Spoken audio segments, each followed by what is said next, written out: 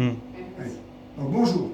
Donc je vais vous présenter une séance ostéopathique, d'accord, pour traiter un cas où on a une lombosciatalgie, donc c'est pas une vraie sciatique, d'accord, une lombosciatique avec donc comme témoin une radio qui présente des discopathies lombaires. La personne présente donc des douleurs antéro-postérieures, d'accord, au niveau du bassin, et ça descend. Donc, elle parle de ceinture pelvienne, une douleur qui fait le tour du bassin, d'accord. Donc, en regardant la patiente déjà, on voit qu'elle est en ptose viscérale. Donc, elle a une ptose 3, ptose 4 du viscéral. Donc, déjà, il y a une suspicion d'une ptose viscérale, voire une ptose de l'utérus. Il faut savoir que l'utérus, elle prend des points de fixation antéro-postérieurs, donc sur le sacrum antérieur, d'accord, la face antérieure du sacrum, donc derrière, et au niveau du pelvis et sur les côtés.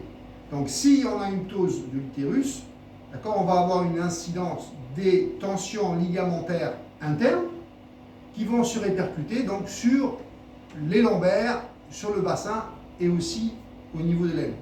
D'accord? Donc on va présenter trois parties. Une normalisation du psoas iliaque, du muscle iliaque, du muscle psoas. Une deuxième partie pour travailler sur l'aspect ligamentaire de l'utérus, donc pour essayer de remonter, aider l'utérus à remonter. Donc ça va alléger un peu la pression de l'utérus sur le bas, donc sur le plancher pelvien, et aussi sur l'aspect circulatoire. N'oubliez pas l'aspect circulatoire qui peut être entravé par la ptose viscérale.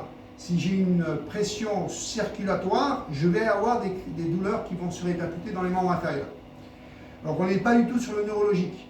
On est sur l'aspect circulatoire et les pressions du viscéral sur les tissus. Ensuite, troisième partie, donc je vais vous présenter une manipulation ostéopathique pour travailler sur le rachis vertébral en utilisant donc le mouvement antéro-postérieur du sacrum sur les étages lombaires, thoraciques et voire on peut aller plus loin, cervical. Donc ça va permettre justement de redonner le mouvement articulaire du rachis à chaque section, mais aussi de permettre un relâchement des tissus musculaires et ligamentaires. Donc en faisant ça, vous allez travailler non seulement sur la ceinture pelvienne, interne, circulatoire, et troisièmement sur la partie ostéo-articulaire, voire même avec une répercussion faciale.